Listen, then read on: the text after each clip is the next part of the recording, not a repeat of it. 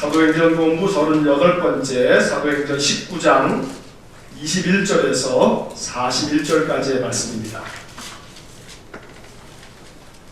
사도행전 19장 21절에서 41절까지의 말씀, 다 같이 함께 말씀 읽겠습니다. 이 일이 있은 후에 바울이 마게도냐와 아가야를 거쳐 예루살렘에 가기로 작정하여 이르되 내가 거기 갔다가 후에 로마도 보아야 하리라 하고 자기를 돕는 사람 중에 디모데와 에라스도 두 사람을 마게도냐로 보내고 자기는 아시아에 얼마 동안 더 있으리라.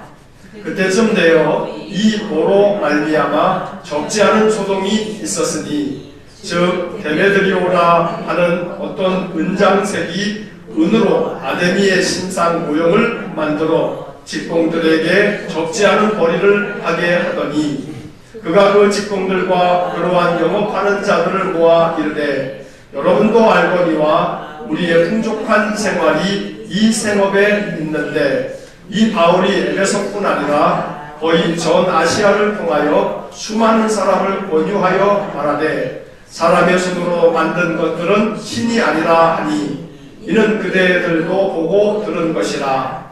우리의 이 영업이 천하여질 위험이 있을 뿐 아니라 큰 여신 아데미의 신전도 무시당하게 되고 온 아시아와 천하가 위하는 그의 위엄도 떨어질까 하더라.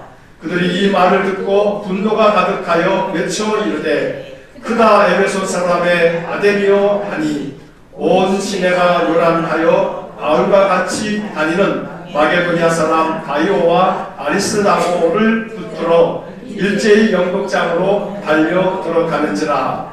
바울이 백성 가운데로 들어가고자 하나 제자들이 말리고 또 아시아 관리 중에 바울의 친구된 어떤 이들이 그에게 통지하여 연극장에 들어가지 말라 권하더라. 사람들이 외쳐 어떤 이는 이런 말을 어떤 이는 저런 말을 하니 모인 무리가 혼란하여 태반이나 어찌하여 모였는지 알지 못하더라.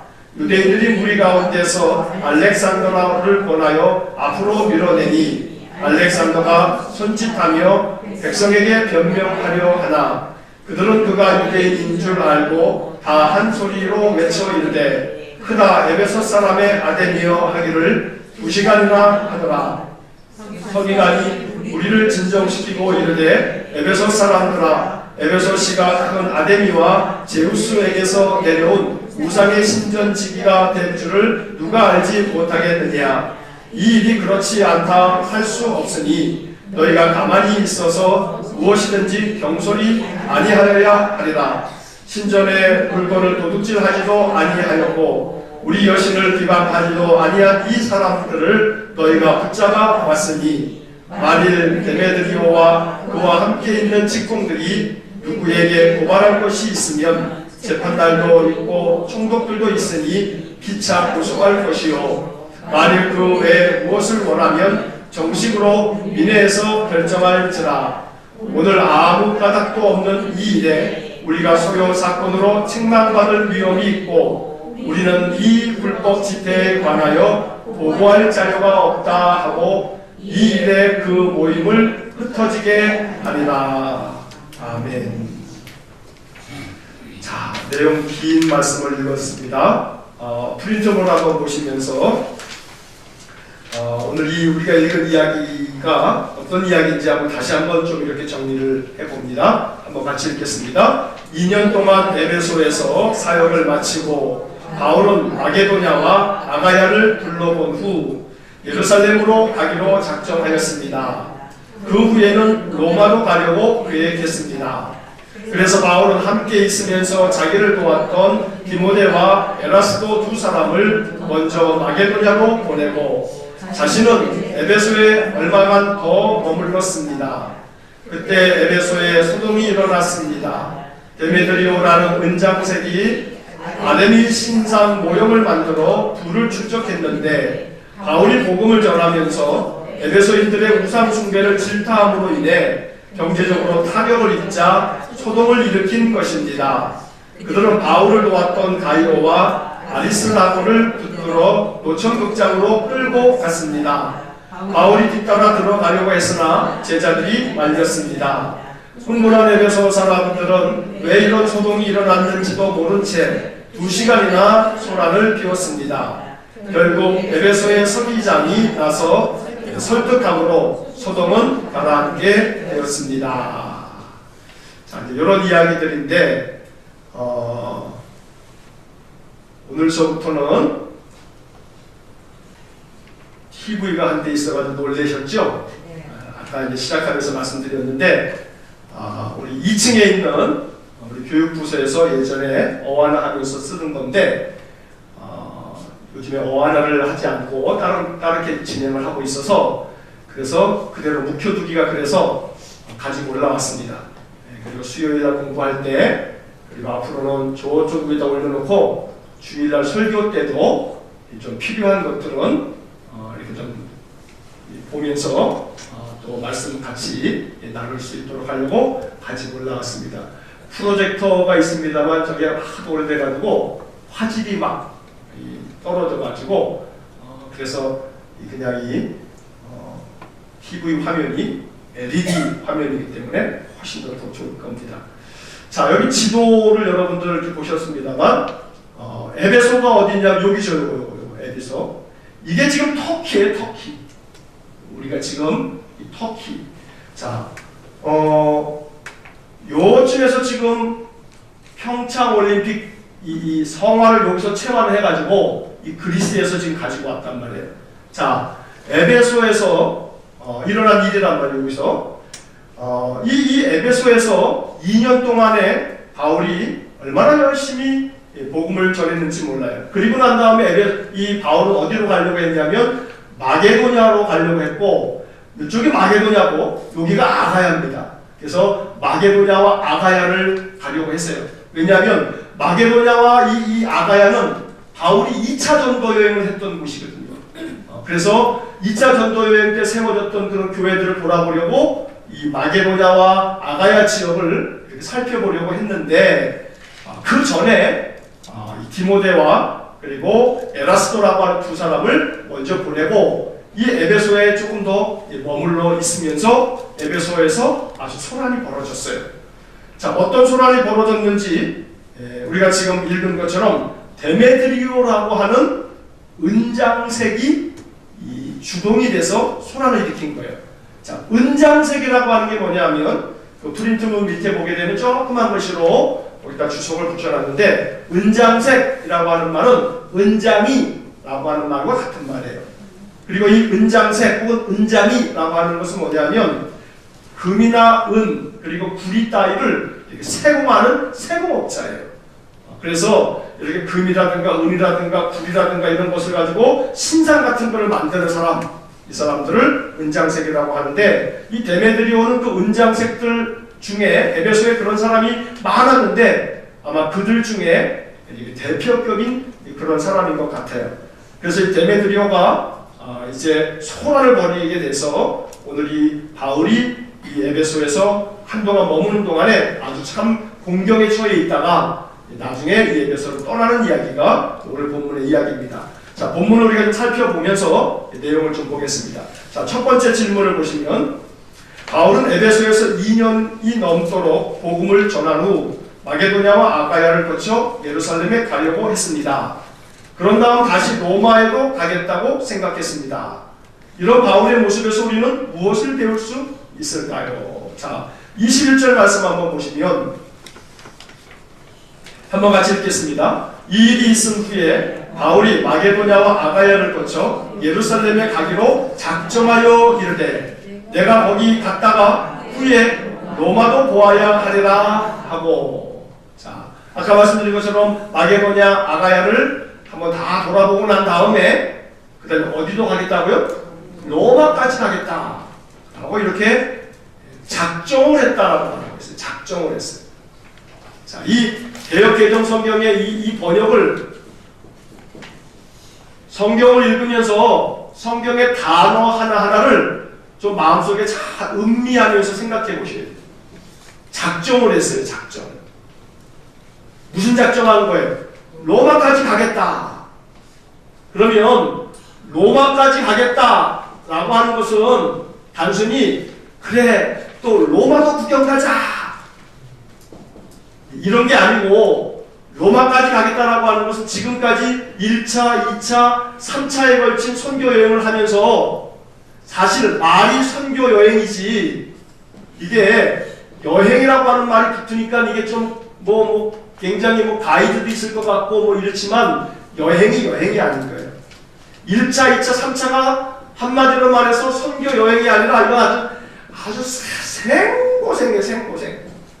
이만저만 고생이 아니에요. 목숨 건 일정이란 말이에요. 그런데 로마에까지 가겠다. 뭔 얘기냐면 또 고생하러 더 가겠다. 자칫하면 죽을 수도 있는데, 나중에는 이 바울이 로마에 가서 감옥에 갇히고 로마 감옥에서 결국은 목이 베어서 죽임을 당했단 말이에요. 사실 따지고 보면 로마로 가겠다라고 하는 것은 결국은 결론적으로 바울의 인생 전체로 봤을 때는 뭐 하러 가는 거예요? 죽으러 가는 거예요. 죽으러. 순교하러 죽으러 가는 거예요.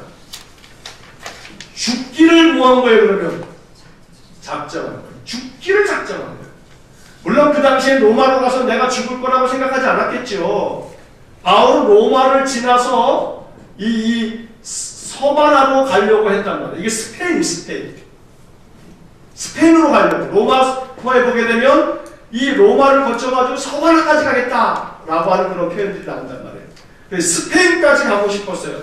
그만큼 바울은 이러한 모든 그리스도를 위한 고생을 고생이라고 여기기보다는, 조금 이따가 이제 그 다음 성경을 찾아보면서 보겠습니다만, 이것을 뭐로 여겼냐면 사명으로 여겼다 이 말이에요. 죽으러 가는 일인데도 불구하고 로마로 가야겠다 하고서 작정을 하고 이제 마음 굳게 먹는 거예요. 그만큼 이 바울에게는 사명이 아주 충만했어요.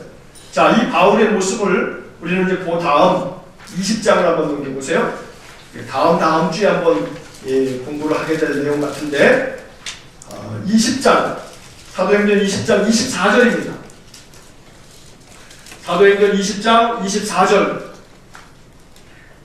한번 같이 24절 읽겠습니다. 내가 달려갈 길과 주 예수께 받은 사명 곧 하나님의 은혜의 복음을 증언하는 일을 마치려 하면은 나의 생명조차 조금도 귀한 것으로 여기지 아니하노라. 자, 이게 바울의 자세예요. 바울이 지금 이렇게 작정하고 있어요. 내가 마게도냐와 아가야를 지나고 난 다음에 나중에 어디로 가겠다고요? 로마까지 가겠다라고 작정을 하고 있어요. 자, 이러한 이 바울의 이런 모습은 지금 20장 24절에서 말씀하고 있는 것처럼, 첫째는 나의 달려갈 길과, 그 다음에 뭐예요? 그 다음 뭐라고 되어 있어요? 표현이 주 예수께 받은 사명. 첫째는 내가 달려갈 길, 둘째는 주 예수께 받은 뭐예요? 사명이에요. 사명. 바울은 자기가 달려가야 할 길을 알았어요.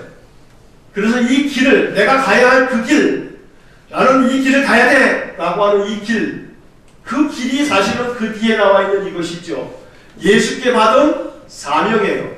그런데 그 다음 표현을 보면 그 사명이 뭔지를 말하고 있어요. 그 다음 뭐라고 되어 있냐면 사명 곧 뭐라고 그랬습니까? 그 다음에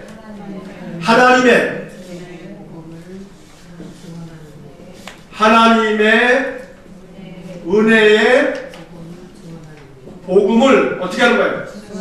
증언하는 일. 이게 예수께 받은 사명이고, 이게 내가 달려갈 길이다 라고 지금 바라고 있어요. 하나님의 은혜의 복음을 증언하는 일. 여러분, 증언이 뭔 줄 알죠? 증언. 바로 그것이 예수님께로부터 내가 받은 사명이다 라고 말하고 있단 말이에요. 자, 이 사명을 위해서 바울은 자신의 생명을 내어바치는 거예요. 그래서 그 다음 뭐라고 표현하고 있냐면, 이 사명을 마치기 위해서는 모두 귀하게 여기지 않는다고요? 나의 생명조차 조금 더 귀한 것으로 여기지 않는다 라고 말하고 있어요. 이게 아까 마게도냐와 아가야를 거쳐서 로마에까지 가기로 작정하는 바울의 이런 태도 속에서 우리는 사도 바울이 얼마나 예수 그리스도께로부터 받은 이 사명에 아주 충실한 자인지를 우리가 알 수가 있는 거죠. 생각해 보셔야 돼요. 우리 모두는 다 이 말씀 앞에서 주님으로부터 받은 사명이 나는 뭐냐? 내 사명은 뭐냐? 내 사명. 내 사명. 주님이 내게 주신 사명은 뭐겠냐? 아이고, 사명은 주님이 목사님들에나 주는 거지. 뭐 우리한테 무슨 사명을 주나? 그러면 아주 그건 굉장히 잘못된 생각. 하나님 우리 한 사람 한 사람에게 뭘 주셔요? 사명을 주신단 말이에요. 어떤 사명을 주셨는지 하나님께 물어봐야 돼요. 하나님 내게 주신 사명이 뭡니까? 라고 물어봐야 돼요. 아침에 눈을 딱 뜨면 으이구, 그냥 안 깨어났으면 좋았을 것을. 어이구, 오늘도 또 그냥 가서 또 이 일 저 일, 하루를 시작하면서 그 하루의 삶에 대해서 벌써 그냥 잔뜩 그냥 얼굴을 구기고 짜증스럽게 아침에 깨어나서 하루를 시작하면 누가 기분 나쁠까요?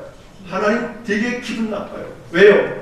이건 아침에 깨워가지고 생명을 줬더니 깨어나자마자 어이구 그냥 안 깨어나도 되는데 이제 이러면 선물을 하나님께서 생명을 딱 줬더니 그따구 소리하면 하나님이 무슨 마음이 들겠어요?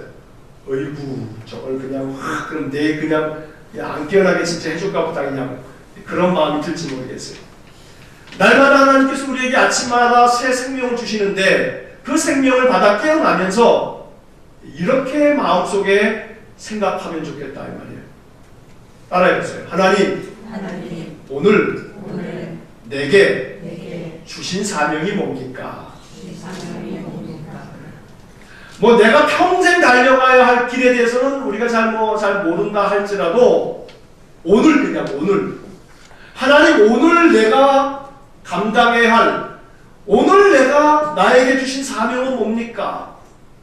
오늘 내가 할 일이 뭡니까?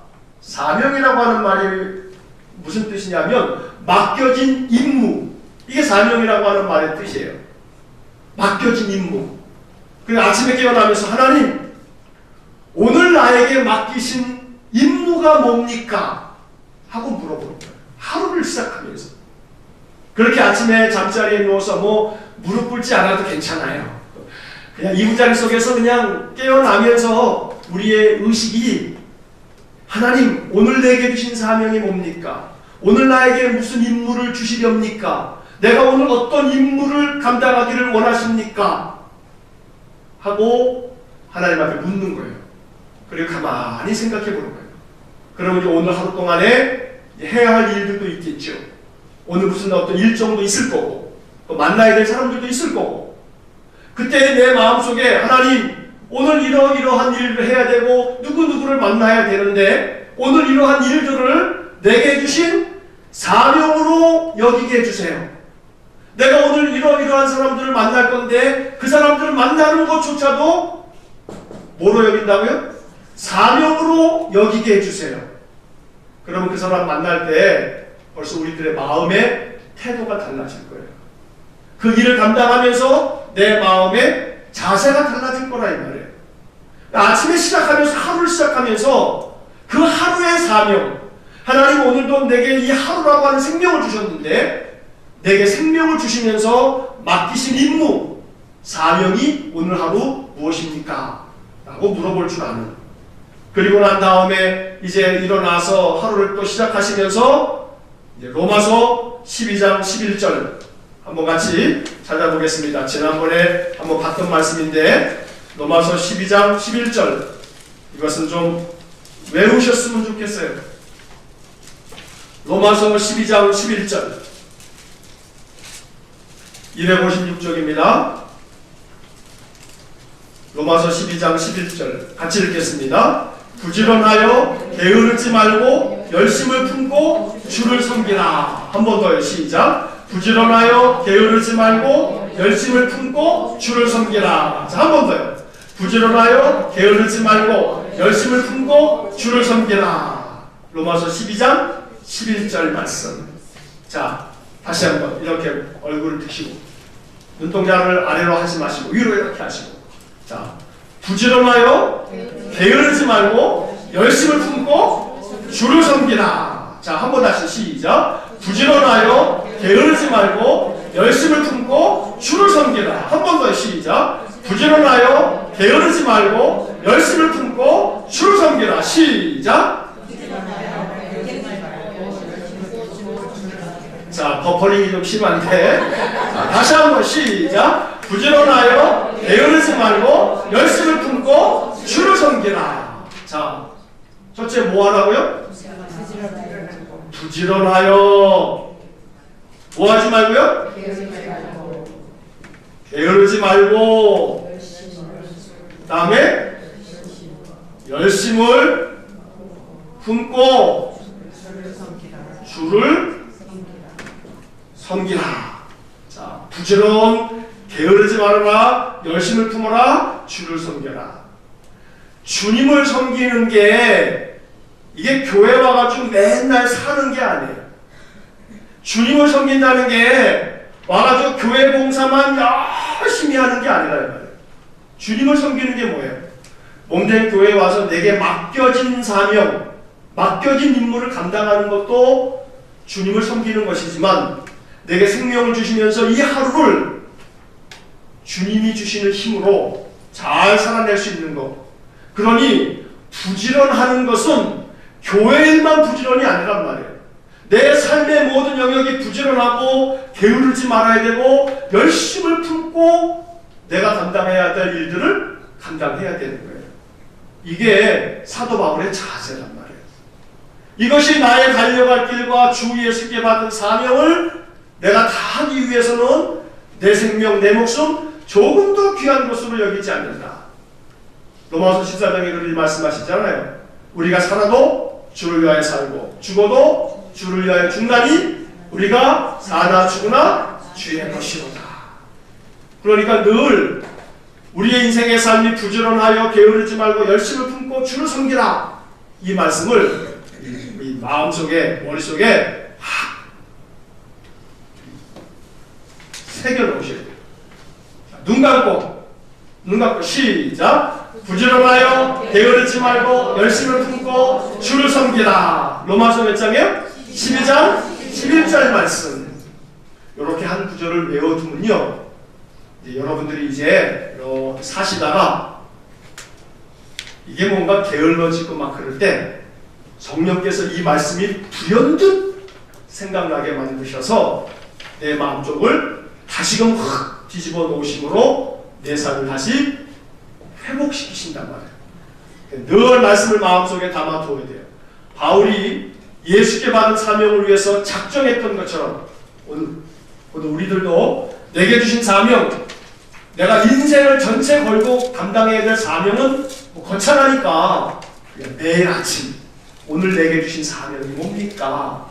이렇게 주님께 물으면서 우리의 삶을 살아갈 수 있기를 간절히 축복합니다. 자, 뒷페이지의 두 번째 질문을 보시면 같이 함께 읽겠습니다. 바울은 함께 있으면서 자기를 도왔던 디모데와 에라스도 두 사람을 먼저 마게도냐로 보내고 에베소에 좀 더 머물렀습니다. 그때 에베소에서 큰 소동이 일어났습니다. 소동을 일으킨 주동자는 누구이며 그는 왜 이런 소동을 일으킨 것일까요? 자, 본문의 말씀 다시 한번 보시겠습니다. 소동을 일으킨 사람이 누구라고 되어 있죠? 소동을 일으킨 사람이 누구예요? 데메드리오. 자, 본문의 말씀 24절을 보게 되면 이 소동이 있었는데 그 사람이 누구냐면 데메드리오라고 하는 그런 은장색, 이 사람 직업은 은장색이에요. 자, 이 데메드리오는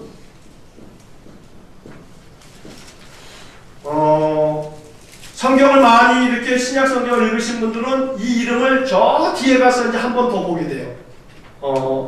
요한3서 1장에 보면 이 데메드리오라고 하는 이름이 한 번 등장을 해요. 그런데 요한삼서 1장 12절에 나오는 이 데메드리오 똑같은 이름인데 요 사람하고 요 사람은 다른 사람이에요. 동명이인이에요. 그러니까 지금 우리 사도행전 공부를 하다가 나중에 요한삼서를 읽는데 데메드리오가 좋은 사람으로 여기서 나와요. 아주 진리를 수호한 사람이거든요.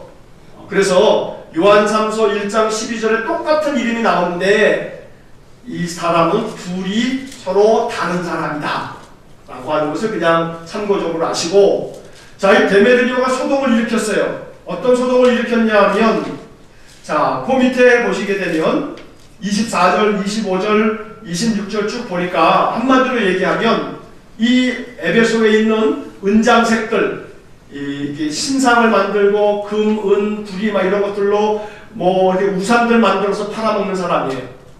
이 에베소는 말이에요. 이 에베소 안에 에베소라고 하는 이 도시는 아주 오래 전부터, 아주 태고 쪽부터 아데미라고 하는 여신을 섬겼어요. 이 아데미라고 하는 여신을 섬겼는데, 그래서 이 아데미라고 하는 여신을 위해서 아주 신전을 만들었어요. 어마어마한 신전을 만들었어요. 이 신전이 자그마치 원래 신들 그러면 아테네 아니에요. 아테네. 그리스가 신들이 얼마나 많아요. 신들의 왕 제우스서부터. 이 아테네에 가게 되면 아테네에 파르테논 신전이 있는데 그 아테네 파르테논 신전보다 4배나 커요.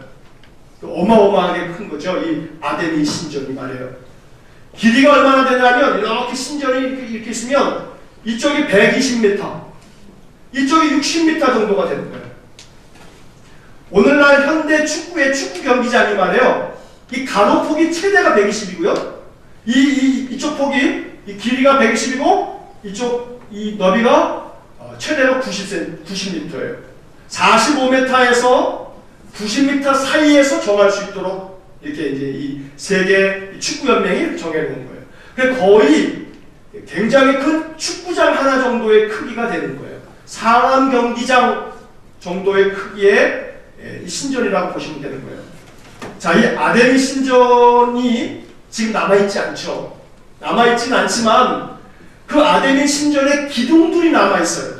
그래서 이 기둥들 몇 가지 기둥들을 보면서 이 고고학자들이 이렇게 추론을 하면서 아데미 신전이 이렇게 생겼을 거라 라고 이제 그려놓은 거예요. 이 아데미 신전의 이 기둥들 말이에요. 이렇게 이 기둥 하나들. 이 기둥 몇 가지가 좀 몇 개씩 남아있어요. 지금 에베소에 가면 말이에요. 그래서 그 기둥들을 토대로 해가지고 아데미 신전이 이 정도 됐을 거다라고 이렇게 추정을 하고 있는 거예요. 자, 이렇게 어마어마한 이 아데미 신전이 있었던 이 에베소에서 사람들은 이 에베소에 있는 이 아데미 신을 예배하기 위해서, 왜냐하면 이 아데미 신이라고 하는 것은, 여신이라고 하는 것은 이렇게 생겼어요. 이렇게.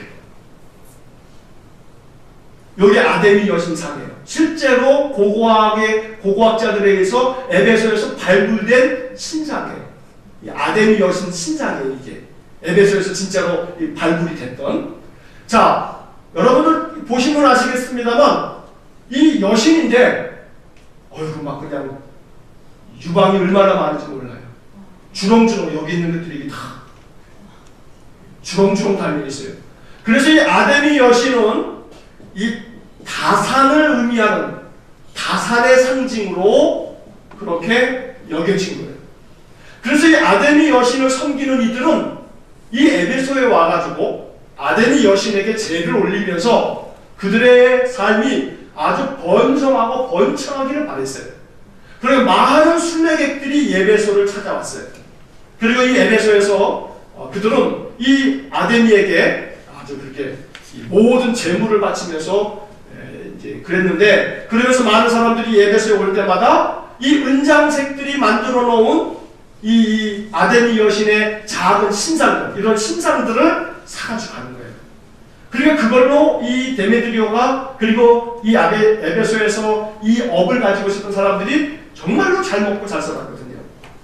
그런데 바울이 이 에베소에 와가지고 이런 모든 것들은 다 우상이라고, 이건 다 아무것도 아닌 가짜 신이라고 계속 그러면서 에베소에서 2년 동안에 많은 사람들이 복음을 전하니까 이 사람들이 예수 믿고 이걸 다 갖다 처분을 해버리는 거예요. 다시는 이거 안 사는 거예요. 그러니까 이 데메드리오의 입장에서는 경제적으로 얼마나 타격을 입겠어요. 그러니까 난리가 난 거예요. 난리가. 자, 그런데 사실은 결국은 이 본문의 말씀에 25절에 그런 표현이 잘 되어 있죠. 25절에 보니까 그가 그 직공들과 그러한 영업하는 자들을 모아 이르되 여러분도 알거니와 우리의 풍족한 생활이 이 생업에 있는데, 이 바울이 에베소뿐 아니라 거의 전 아시아를 통하여 수많은 사람을 권유하여 말하되 사람의 손으로 만든 것들은 신이 아니라 하니 이는 그대들도 보고 들은 것이라. 우리가 이렇게 만든 것은 신이 아니라고 그러니 우리가 풍족하게 살았는데 풍족한 생활이라고 되어 있지 않습니까? 근데 이 풍족한 생활이 굉장히 위협을 받게 된 거예요. 그러니까 난리를 일으키는 거죠. 자, 한마디로 얘기하면 왜 소동을 일으키는 거예요? 자기들 돈벌이가 타격을 입으니까. 자기들 손해를 많이 보게 되니까 아주 소동을 일으켰던 거예요. 자, 이렇게 소동을 일으키면서 핑계는 다르게 핑계를 대죠. 27절에 우리의 이 영업이 천하여질 위험이 있을 뿐 아니라 큰 여신 아데미의 신전도 무시당하게 되고, 이러면서 이 아데미 여신을 마치 위하는 것처럼 이 에베소 사람들을 막 충동을 해가지고, 그래서 예수 믿는 사람들에 대한 핍박을 시작하게 되는 겁니다. 자, 그러다 보니까 이 이야기를 들었던 많은 사람들이 28절에 보니까 그들이 이 말을 듣고 어떻게 합니까? 분노가 가득해가지고 이제 막 폭동을 일으킬 기세에 이르게 된 거죠. 자, 이래서 이 많은 이 폭동을 일으키는 이 사람들이 온 시내가 요란하여 라고 하는 29절 말씀처럼 에베소 시가지를 다니면서 예수 믿는 사람들 잡아내라고 아주 그냥 이 에베소 시 전체가 지금 난리가 난 겁니다. 그러다가 두 사람을 붙잡았어요. 자, 누구를 붙잡았냐 하면 바울과 같이 다니는 마게도냐 사람 가이오와 아리스다고를 붙들었어요. 자, 가이오하고 아리스다고를 붙들어가지고 일제히 연극장으로 달려 들어갔다 이 말이에요. 가이오하고 아리스다고는 아마도 바울과 굉장히 늘 가까이 같이 다녔던 사람인 것 같아요. 근데 그날 어떻게 된 일인지 바울과 함께 같이 다니지 않고 그들만 길을 다니다가 이 폭동을 일으키는 이 사람들에게 붙들린 거예요. 거의 이 에베소 사람들에 의해서 이 가이오와 아리스도라는 아마 이 경기장에 끌려 들어가가지고 아마 모진 고초를 당하면서 큰 위험에 빠진 그런 상황이 되어버렸어요. 그런데 문제는 뭐냐면 3번 질문을 보시면 에베소 사람들은 바울과 함께 다니던 가이오와 아리스도아를 붙들어 연극장으로 달려 들어갔습니다. 그들은 이런저런 말들로 외쳤는데 태반이나 어찌하여 모였는지 알지 못하다니 라고 되어져 있죠. 자, 이런 모습에서 우리는 어떤 교훈을 얻을 수 있나요? 자, 본문 32절 말씀을 한번 다시 한번 보겠습니다. 32절 같이 한번 읽겠습니다. 사람들이 외쳐 어떤 이는 이런 말을 어떤 이는 저런 말을 하니 모인 무리가 분란하여 태반이나 어찌하여 모였는지 알지 못하더라. 거의 대부분의 모든 사람들이 경기장에 모이긴 모였는데 왜 모였대? 왜 모였대? 알아요 몰라요? 모르는 거예요. 이게 왜 모였는지도 모르는 거예요. 여러분, 이 경기장이요, 이 연극장이라고 되어져 있는데 이 연극장이 자그마치 고고학자들의 발굴에 의해서 추정을 해보면 이 연극장이 26,000명 정도가 들어갈 정도의 크기라고 해요. 상암 경기장이 한 5만 명, 6만 명 정도 들어가죠. 거기에 한 반 정도 들어갈 수 있는 이런 건데, 이거는 실제로 조금 사진이 인터넷에서 성주순례 다녀오신 분이 찍은 거를 가져온 거래 가지고 조금 이렇게 선명하고 그러진 않습니다만, 이쪽에 지금 이 관람석이에요. 이렇게 관람석이고 요 이 앞에가 이제 연극을 하는 그런 어떤 뭐 연극이라기보다는 동그란 원형 경기장은 아니고요. 이렇게 앞에 이제 무대가 이렇게 있으면 타원형으로 이렇게 생긴 거예요. 이렇게 여기에 관중들이 쫙 앉는 거예요. 그리고 이제 앞에 이제 이렇게 뭐 집회를 하기 위한 그런 사람들이 앞에서 진행을 하게 되는. 그래서 위로 상단도 쫙 되어져 있는데 이게 실제로 에베소에 있는 그 연극장이에요. 그래서 여기 이 사이즈가 지금 이렇게 보기에는 그렇습니다만 이게 한 2만 5천에서 6천 명 정도가 들어갈 수 있는 그런 사이즈예요. 이게 지금 이쪽으로도 다 있는 건데, 자, 좀 더 가까이에서 보면 이런 모양을 띠고 있는 거예요. 이렇게 계단식으로 쫙 돼 있죠. 그래서 저 끝에서 이쪽 끝에까지 삥 둘러서 어마어마하게 큰 저 경기장이, 저 연극장이 고고학자들은 실제로 지금 사도행전 19장에서 말하고 있는 이 가이오와 아리스토바프가 끌려갔던 경기장으로 추정해요. 에베소에서 이만한 경기장이 없거든요. 제일 큰 경기장이에요.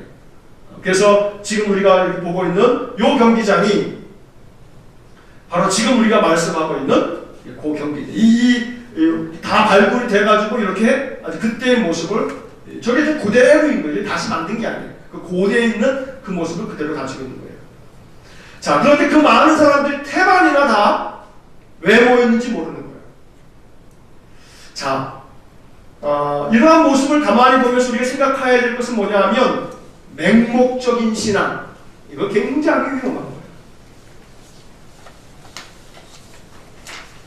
이 사람들은 데메드리오의 충동에 의해서 또 몇몇 주동자들에 의해서 자기들의 생계가 위협당했다라고 하는 것으로 지금 막 이 분노가 가득해서 경기장에 지금 왔긴 했지만, 그러나 많은 사람들은 도대체 왜 모였는지 그것도 모르는 채 거의 태반이 왜 모였는지도 모르면서 이렇게 모여있다고 말하고 있어요. 이 모습은 오늘날 이 교회들도 마찬가지입니다. 앉아서 있는데 예배를 드리면서 찬송도 부르고 기도도 하는 것 같고 설교도 듣는 것 같고 막 아멘으로 화답도 하고 막 그러는데, 근데 목적이 없어. 목적이 그냥 이 시간을 그냥 소비하고 있는 거야. 그냥. 그리고 이 예배를 통해서 내가 하나님 만나야지, 하나님 내게 주신 은혜를 사모하고 붙들고, 그리고 그 말씀 속에서 내게 주시는 음성을 내 마음속에 생각하려고 하고, 또 그 말씀을 잘 생각해보고, 이러한 어떤 의식이 있어야 되는데 그냥 의식 없이 앉아있는 거예요. 의식 없이.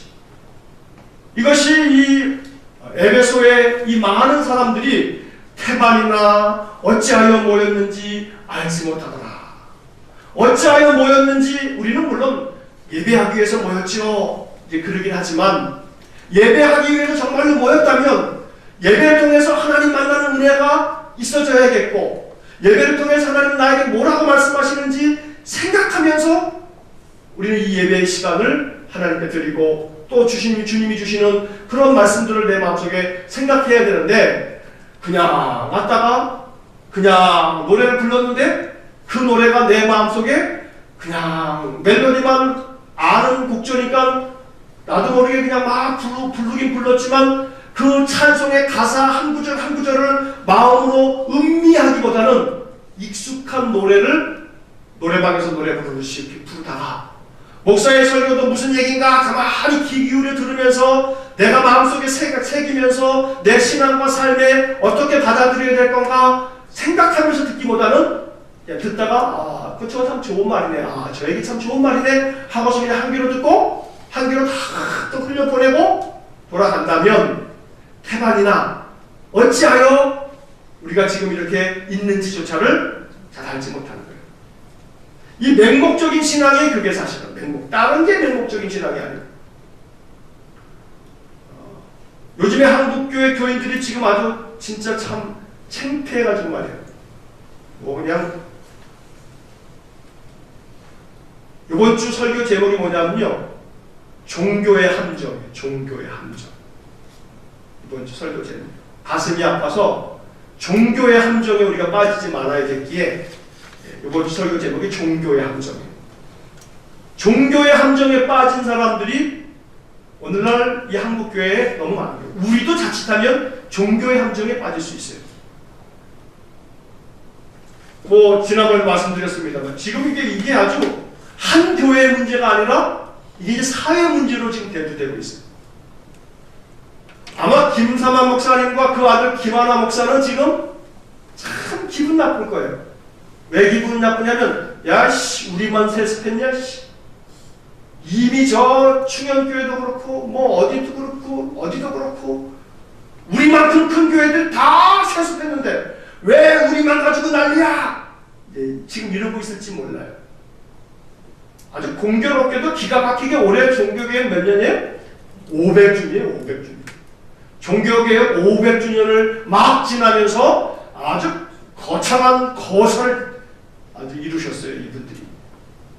지금 아주 사회적으로도 이게 지금 아주 얼마나 난린지 몰라요. 뭐 칼럼들이 계속 나오고요. 뉴스가 계속 나오고요. 그럼에도 불구하고 이 세습의 자리에 당회에 그 많은 장로들이 있어도 김상환 목사님한테 꼼짝 못하는 거예요. 누구도 꼼짝 못하는 거예요. 아주 뭐 절대 군주도 뭐 이만저만 아니에요. 그러니까 거의 하나님 수준이에요. 하나님 수준. 그러니 무슨 이야기를 해도 다 뭐냐면 그냥 아멘이죠. 그냥. 제가 지난번에 말씀드린 것처럼 김상환 목사님이 파수로 매주를 쓴다고 얘기를 해도 아멘 그럴 사람들이에요. 그리고 이게 심각한 문제예요. 에베소 사람들이 보여주고 있는 이 아주 태반이나 어찌하여 모였는지 알지 못하더라. 자기들이 회의를 하고 통과를 시키고 이렇게 모두 했던 것들이 정말 어찌하여 우리가 이렇게 했는지조차도 알지 못하고 있는 그런 형국이 되어버렸어요. 그러니 가만히 따지고 보면 사실은 또 이렇게 얘기하는 우리들조차 저조차도 사실 할 말은 없어요. 요거는 굉장히 큰 도둑이고요. 우리는 아주 작은 도둑들이고요. 뭐 우리 안에 있는 불의가 없냐 이 말이에요. 우리는 언제나 의로운가 이 말이에요. 매우 작은 불의는 그냥 용납되냐 이 말이에요. 그리고 우리 안에 있는 이 작은 불의에 대해서는 매우 관용을 베풀면서 엄청나게 큰 이 불의를 저지를 이에 대해서는 그러니까 사실은 우리 자신에게 있어서는 우리는 이걸 돌아봐야 되고 이걸 들보처럼 여기면서 돌아봐야 되는 것이고 그러나 또한 동시에 그렇다고 해서 우리가 이거니까 너나 잘하세요 그러면서 이 모든 것들을 그대로 내버려 둘 수는 없어야 되죠. 아마 이게 뭔가 이제 끝장이 아마 날 거예요. 이게 뭐 교단 나가겠죠. 우리 통합집교단 나가가지고 아마 이제 저기 독립교단에 가든지 아니면 교단 없이 그냥 뭐 교단 없이 한들 누가 뭐라 그러냐 뭐 이럴지 모르겠어요. 그렇지 않으면 알겠다 하고서 그냥 다 내려놓을지는 모르겠습니다만 어쨌든지 간에 태반이나 어찌하여 모였는지 알지 못하더라. 오늘 이 말씀은 에베소 사람들의 모습으로만 볼 것이 아니고 오늘 우리들의 모습으로 내가 또 왜 이러이러한 일들을 앞에서 늘 생각할 줄 아는 그러한 믿음의 사람이 될 수 있어야 되겠습니다. 자, 네 번째 질문을 보시게 되면 에베소 사람들의 소동이 2시간이 넘게 이어지자 유대인들 중에 알렉산더라는 사람이 나서서 변명하려 했으나 해결되지 않았습니다. 그래서 에베소 시의회에서 선출된 최고 행정관리인 서기장이 나섰습니다. 그의 말을 듣고 에베소 사람들은 소동을 멈추고 흩어졌습니다. 서기장의 한 말은 무엇이었나요? 자, 33절을 보시게 되면 이 폭동으로 말미암아 에베소에 있었던 많은 유대인들이 오해를 받기 시작하는 거예요. 어떤 오해를 받고 있냐면 너도 예수 믿는 자들이지 하면서 자칫하면 자기들도 위협을 당할 것 같으니까 유대인들이 막 모여가지고 알렉산더라고 하는 사람을 그냥 등 떠밀듯이 그냥 이 경기장 안으로 그냥 들이밀었어요. 네가 좀 어떻게 좀 얘기 좀 해라. 유대인이 다 예수쟁이들은 아니라고. 이렇게 얘기하라고 이 알렉산더를 등 떠밀었어요. 자, 33절에 그 표현이 재밌어요. 유대인들이 무리 가운데에서 알렉산더를 권하여 앞으로 밀어내니. 그러니까 이 알렉산더는 또 무슨 죄가 있어요? 그러니까 남에게 등 떠밀려가지고 알렉산더가 아니야 자기도 안 나가려고 그랬을 텐데 안 나가려다가 하여간 등 떠밀려가지고 앞으로 나갔어요.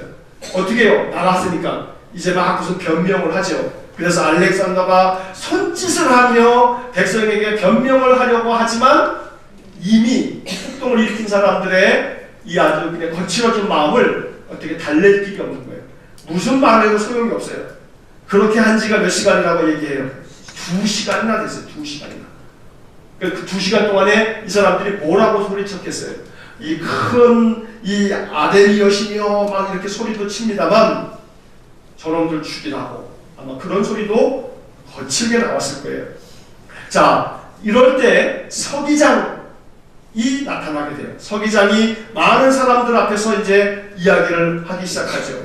자, 이 서기장이라고 하는 사람은 이 에베소시의 어떤 점에서는 대표격인 거예요.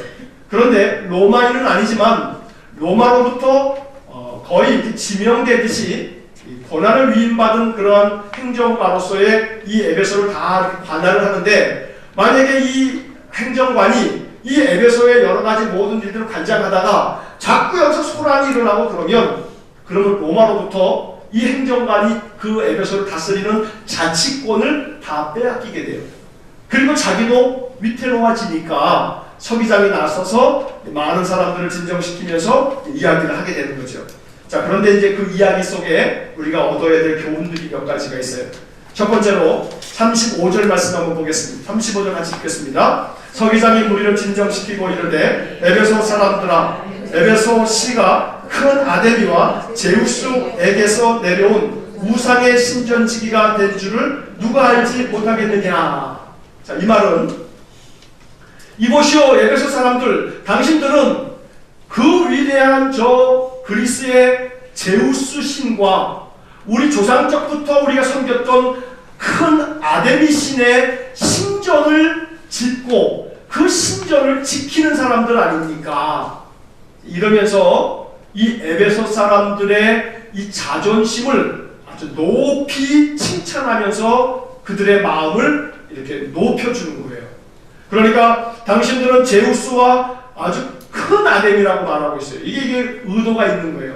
우리가 섬기고 있는 이 신 아데미는 큰 신이다. 우리는 그 신을 섬기고 있는 그런 신전을 지키고 있는 사람들이 아니냐. 그런 너희들이 그와 걸맞는 그런 모습으로 행동해야 되지 않느냐. 이런 말을 지금 하고 있는 겁니다. 자, 36절 말씀 읽겠습니다. 이 일이 그렇지 않다 할 수 없으니 너희가 가만히 있어서 무엇이든지 경솔이 아니하여야 하리라. 자, 이 말은 너희들은 큰 아데미의 신을 섬기고 있는 그러한 백성들인데 너희들이 이런 일들 앞에서 무슨 일이든지 간에 뭐 하지 말라 그래요? 경솔이 하지 말아라 라고 이렇게 타이르듯이 이야기를 하고 있는 거예요. 경솔이 아니하여야겠다. 자, 그러면서 이제 37절의 말씀이 이제 아주 37절, 38절에서 아주 매우 이성적이고 논리적으로 이렇게 이야기를 하죠. 37, 38절 같이 읽겠습니다. 신전의 물건을 도둑질하지도 아니하였고 우리 여신을 비방하지도 아니한 이 사람들을 너희가 붙잡아 왔으니 만일 데메드리오와 그와 함께 있는 직공들이 누구에게 고발할 것이 있으면 재판 날도 있고 총독들도 있으니 피차 고소할 것이오. 자, 이 말은 이 사람들이 가이오와 아리스토하고 이 두 사람이 너희들 물건 훔쳤냐? 훔친 거 아니지 않냐? 그렇다고 우리 여신 아데미에 대해서 이 사람들이 비방했냐? 그것도 아니지 않냐? 그렇다면 데메드리오와 너희들은 만약에 이 두 사람이 무슨 잘못이 있다고 한다면 너희들 정상적으로 합법적으로 고발해라. 그래서 재판을 신청하고 재판을 통해서 이 두 사람에 대해서 벌을 물어라 라고 말을 하고 있는 거예요. 그래서 38절에 피차 고소할 것이요. 이 말은 데메드리온 너도 이 사람들에 대해서 고소하고, 이 사람들도 만약에 자기들이 이게 참 너무 억울하다 그러면 그 사람도 재판장에게 자기들의 그 억울함에 대해서 피차 고소함으로 재판정 앞에서 서로 시시비비를 가려야 되지 않느냐라고 매우 합리적으로 이 이야기를 풀어가고 있는 거예요. 39절 말씀을 한번 읽어보겠습니다. 만일 그 외에 무엇을 원하면 정식으로 민회에서 결정할지라. 이 말은 재판장에 가서 이렇게 판결을 내리는 것 외에 또 다른 어떤 문제들이 있다라고 한다면, 여기서 민회라고 하는 것은 이 에베소 사람들이 모여서 서로 토론하면서 무언가를 결정하는 그러한 에베소 사람들의 자치 모임을 말하는 거예요. 여기서 결정할 수 있는 게 아니냐. 그러니까 단순히 감정에 휩싸여 가지고 행동하지 말고 정식으로 이런 모든 절차를 거쳐서 행동할 수 있도록 그렇게 해라 라고 이 서기장이라고 하는 이 사람이 이렇게 권하고 있는 거예요. 이 이야기를 가만히 듣고 있던 이 에베소 사람들이 막 격분하다가 가만히 이 서기장의 이야기를 들으니까 그 말이 하나도 틀린 게 없거든요. 그래서 그 이야기를 수긍하게 되는 거죠. 40절 말씀 한 번만 더 읽어보겠습니다. 오늘 아무 까닭도 없는 이 일에 우리가 소요 사건으로 책망받을 위험이 있고, 우리는 이 불법 집회에 관하여 보고할 자료가 없다 하고, 이게 서기장의 마지막 얘기였어요. 아무 까닭도 없는 그러한 이 일에 대해서 만약에 우리가 이렇게 소요를 일으키게 되면 이것에 대한 책임을 우리가 물어야 된다. 우리가 책망받을 위험에 있다. 누구로부터 책망받는 거냐면 로마로부터 책망받을 일이 생겨지게 되면 우리가 행하고 있는 이것 자체가 불법 집회가 되어버린다. 저 사람들이 죄를 지은 거라면 합법적으로 고소를 해서 그거에 따른 재판을 받도록 해야지 맞는 것이지, 이렇게 소요를 일으키다 보면 우리가 모여있는 이 집회 자체가 불법 집회가 되어버린다 라고 이야기를 하게 되는 거예요. 서기장이라고 하는 사람은 예수 믿는 믿음의 사람은 아니지만 이 에베소의 모든 사람들의 행정관리였지만 그 사람은 아주 매우 합리적으로 이 많은 에베소 사람들의 그 격분을 가라앉히면서 그들의 모든 행동들을 가라앉히는 그런 역할을 감당을 하고 있는 것을 봅니다. 자, 그러면서 41절에 이제 마지막 구절에서 이에 그 모임을 흩어지게 하리라. 그 모임을 흩어지게 만들었어요. 누가 한 거냐면 서기장이라고 하는 사람이 그렇게 했단 말이에요. 자, 하나님께서 바울을 보았어요. 에베소의 기독교인들을 보았어요. 서기장이라고 하는 이 한 사람으로 말미암아 그 폭동으로부터 그리스도인들이 많은 고난을 당할 뻔했는데 이들이 이 집회를 다 멈추고 흩어짐으로 말미암아 이 에베소에서의 큰 소동이 멈추게 돼요. 그리고 이제 다음 주에 이제 20장으로 넘어가게 되면 소요가 그침에 이제 바울이 에베소를 떠나가게 되는 그런 이야기를 다음 주에 이제 보게 될 것입니다.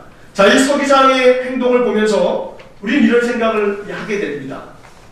예수 믿지 않는 사람들도요, 이렇게 매우 합리적이고 이성적이고 전후좌우를 잘 살펴서 이치에 맞게 모든 행동들을 딱딱딱 절차에 맞게 진행을 하고 있더라고요. 그런데 우리 그리스도인들이 인생을 살아가면서 그저 이러한 올바른 바른 행동들이 아닌 이게 하나님의 뜻이다, 이게 뭐 하나님 원하는 거다 하면서 전혀 상식에도 맞지 않는 그런 행동들을 한다라고 한다면 그리스도 예수의 이 복음이 매우 하찮은 것이 되어버리는 거예요. 그러니까 우리는 예수의 복음을 믿는 사람들이라 라고 이렇게 생각을 하고 이야기를 하는데, 예수 믿는 사람, 하나님 믿는 사람이라고 우리는 그렇게 스스로 얘기를 하고 있는데, 그런데 우리의 행동이 매우 합리적이지도 않고 매우 상식적이지도 않고 하는 일마다 다른 사람들이 볼 때는 저건 말도 안 되는 일이야, 어떻게 저렇게 할 수가 있어 라고 하는 행동을 하게 되면 그 사람들은 뭘 비난하냐면 예수 믿는 것들 다 저래. 그러면서 우리가 믿고 있는 예수 그리스도의 복음 자체가 매우 형편없는 것으로 그냥 취급해버린단 말이에요. 왜냐하면 예수의 교훈을 배우는 사람이 저 정도로 행동한다면 예수의 교훈을 안 배우고 우리처럼 이성적이고 합리적이고 상식적이고 많은 사람들이 이치에 맞다고 생각하는 그런 행동을 하는 것이 더 낫지라고 생각을 할 거라 이 말입니다. 그러니까 이 서기장, 에베소의 이 서기장의 이 행동을 바라보면서 우리는 이러한 도전을 받아야 되는 겁니다. 예수 믿는 사람들은 세상 사람들보다 더 합리적이고 더 이성적이고 더 올바르고 더 상식적이고 오히려 상식보다 더 고상한 그런 가치를 가지고 그렇게 살아가는 사람이어야 된다는 거죠. 그냥 막 사람들 앞에서는 그냥 온갖 세상 사람들보다 더한 행동을 막 하다가 전화가 따르릉 왔는데 전화를 받는데 예 집사님, 네 권사님, 예 목사님, 예 그래요 그렇게 할게요 하면서 교회 얘기를 막 그러면 이제 이 앞에 있는 사람이 뭐라고 그랬어요? 아무 말 안 하겠죠. 그리고 뒤에서 온갖 쌍욕을 다 하겠죠. 그러니까 예수 믿는 사람들의 그 행동 거지가 아주 거지 같으면 그러면 우리가 믿고 있는 예수가 사람들에게 거지 같은 예수네, 뭐 형편없는 예수네, 그 예수 믿는다고 하면서 저 정도면 그러면 우리가 더 낫다 라고 생각할 거라 이 말이에요. 실상은 지금 말씀드린 이것 때문에 개신교가 점점 침몰해 가고 있어요. 개신교가 점점 심각할 정도로. 옛날에 1200만 성도 막 그랬거든요. 그러다가 어느 때 1000만 성도, 그러다 지금은 800만 성도 이렇게 얘기해요. 얼마가 줄었어요? 400만이 줄었어요. 400만. 어마어마하게 줄었어요. 왜 그래요? 대형교회 목사님들이 아주 꼴값을 하느라고 상식적이지도 않은 행동을 하고 있는 거예요. 그러니까 이게 어마어마하게 심각한 이 한국교회의 문제들을 일으키고 있는 것이고, 또 작게는 저도 예외가 아니고 우리 모두도 예외가 아니고요. 예수 믿는다는 사람들이 바깥에 나가서 일터에서 직장에서 예수 믿는 것처럼 예수 안 믿는 것처럼 교회 안 다니는 사람처럼 이러면서 온갖 그냥 아주 합리적이지도 않은 그런 행동들을 하면서 나중에 그것이 모르나요? 그거 다 알죠? 그렇게 됨으로써 사람들은 저렇게 거지같이 행동하는 저것이 누구 때문이라고 생각하냐면 예수 때문이지, 예수로부터 저렇게 배우는 모양이지, 이제 이렇게 생각한다는 거예요. 그래서 요즘에 말이에요, 최근 지나간 주 11월 달 이렇게 들어서면서 최근까지 제가 이제 그 팟캐스트라고 이제 그 인터넷 방송들이 있어요. 그러면 이제 거기에 이제 여러 사회 이슈들 혹은 종교 이슈들 이런 것들을 다루는 그런 이 방송들이 있거든요. 그런 걸 들어보게 되면 얼마나 이 한국 교회와 신자들에 대해서 매우 합리적으로 아주 따박따박 비판을 가하는데 할 말이 없어요. 제가 들으면서도 반박할 말이 없네. 제가 속으로 들으면서 이 말 앞에서 대꾸할 말이 없네 라는 생각이 들더라 이 말이에요.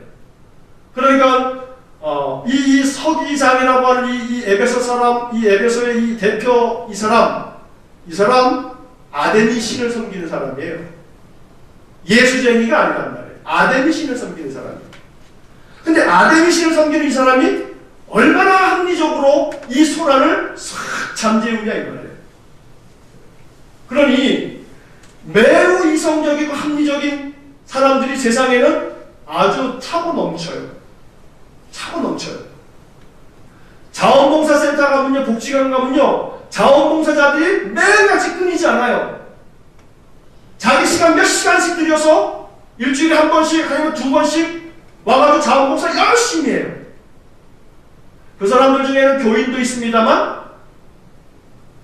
일산 자원봉사센터 옛날에 우리 교회 와가지고 아이들 이렇게 자원봉사 교육시키고 또 여러 가지 또 우리가 이 초창기에 이제 그렇게 하면서 그 센터 이제 그 선생님하고 잠깐 사무실에서 이야기를 나누는데 자원봉사센터에서 자원봉사 요청하는 사람들 이렇게 프로필을 받으면서 이제 어느 때 한 번은 종교를 물어봤는데 기독교인들은 정말로 손에 꼽을 만큼 없더라는 거예요.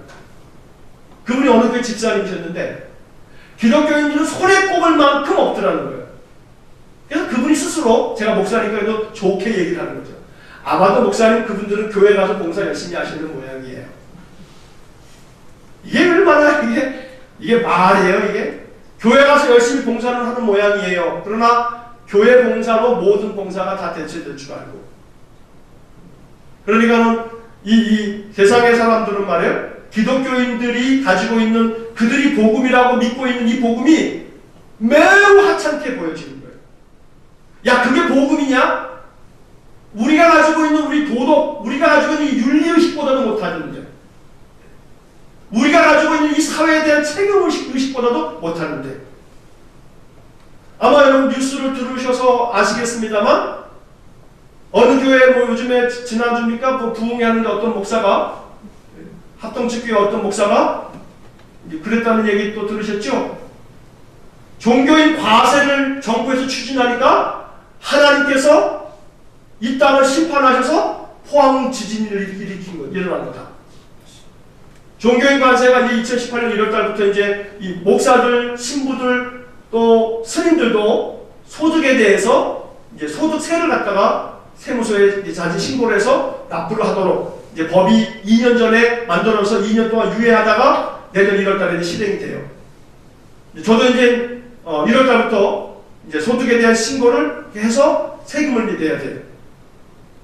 자, 그런데 그런 것에 대해서 이렇게 나라가 종교인 과세를 하기 때문에 하나님께서 포항에 지진을 낸 거다. 이런 이야기를 목사가 하고 있단 말이에요. 그러면 그 한 교회에서 어느 집회 때 이렇게 하는 이야기인데 그런 이야기가 온 세상에 다 알게끔 돼요. 자, 그러면 세상 사람들이 그 이야기를 들으면서 무슨 그런 뉴스에 나온 이야기니까 이런 것들이 그 뉴스를 들으면서 무슨 생각하겠냐 이 말이에요. 야, 도대체 교회 다니는 사람들의 저 머리에는 도대체 뭐가 들어있는 걸까? 도대체 하나님이라고 하는 신은 뭐 하는 신인가? 라고 생각을 할 거라 이 말이에요. 그러니 오늘 이 서기장의 모습을 보면서 우리 신자들은 굉장히 많은 이게 도전을 받아야 되는 거예요. 자, 이 소란을 잠재우기 위해서 어느 누구 어떤 그리스도인도 나설 수가 없는 거예요. 왜? 영향력이 없으니까. 물론 뭐 그런 것도 하죠. 이제 복음을 들었고 이제 막 세워져 가는 단계이니까 말이죠. 그런데 이 서기장이라고 하는 사람이 얼마나 아주 질서정연하게 2만여 명이나 넘었을 이 에베소 사람들을 그냥 한마디 말로 싹 그들을 휘어잡아가지고 다 흩어보내냐 이 말이에요. 대단한 카리스마죠. 한때 기독교는 그 정도의 카리스마가 있었어요. 한때 개신교의 목사는 그 정도의 카리스마가 있었어요. 3.1운동의 독립선언서를 작성할 때 민족 대표 33인 중에 16명이 개신교 목사와 장로들이었다 이 말이에요. 민족의 일에 있어서 기독교 지도자들은 아주 매우 결정적 영향력을 가지고 있었던 사람들이었어요. 지금은 목사들 아주 부패하고 탐욕이 가득한 자들로 세상을 이해하고 있어요. 그도 그럴 것이 뭐 저 같은 목사를 보고서 탐욕으로 이렇게 얘기하지는 않아요. 조그만 교회 목사는 탐욕 부릴 것도 없어. 대형 교회. 우리가 뉴스에서 지금 이렇게 보고 있는 것처럼 1년 예산이 1,000억 원. 그건 이게 그렇게 불리는 거고 그렇게 불리지 않는 것이 얼마 있지는 알 수가 없어요. 이런 것들을 자기 아들에게 넘겨주면서 이것이 고난의 일을 이 십자가를 정말로 감당하기 어려운 것을 참 답답한 노릇이에요. 그러니 오늘 이 본문에 이 에베소 사람 아데미를 섬기는 서기장도 이렇게 합리적인데 예수를 안 믿는 저 세상의 사람들도 매우 지혜롭고 이성적인데 예수를 믿는다는 기독교인들이 말도 안 되는 짓거리들을 하면서 예수 믿는 행세를 하고 있다면 우리는 이 사도행전 19장에 이 이야기가 왜 기록됐겠냐 이 말이에요. 여러분 생각해 보십시오. 에베소에서 일어난 이 폭동에 대해서 서기장이라고 하는 사람이 그 많은 에베소 사람들을 잠잠하게 만들어 놓고 말 몇 마디 딱 해가지고 그 많은 사람을 다 흩어보냈다. 성경이 왜 이 이야기를 했겠냐 이 말이에요. 그걸 생각해 보셔야 돼요. 자, 이 서기장의 이 이야기를 도대체 누가는 왜 이렇게 상세하게 그가 말했던 이야기를 기록해 놓았겠냐 이 말이에요. 그러면 이 이야기를 통해서 누가가 그 당시에 교인들에게도 그렇고 오늘 우리들도 이 말씀 앞에서 생각해 보아야 할 부분들이 있는 것이죠. 그래서 오늘 이 말씀들을 우리가 생각하면서 정말로 맹목적인 그러한 신앙이 되지 말아야 돼요. 그리고 우리가 가지고 있는 예수 그리스도의 복음은 세상 사람들이 언제 보더라도 우리의 삶을 통해서 정말로 존경에 맞지 않을 만한 그러한 매우 타당한 아름다운 현실로 우리의 삶을 살아나갈 때 세상 사람들은 우리가 믿는 예수 그리스도를 존경할 것이고 더 나아가서는 당신들이 믿는 그 예수를 나도 믿고 나도 그 예수에게서 배우고 싶소 라고 하는 이야기를 하게 될 것입니다. 우리가 이 에베소에서 있었던 이 폭동의 이야기가 우리에게 전하고자 하는 메시지를 곰곰이 생각하면서 우리의 신앙의 양약으로 삼을 수 있기를 간절히 축원합니다. 잠시 기도하시겠습니다.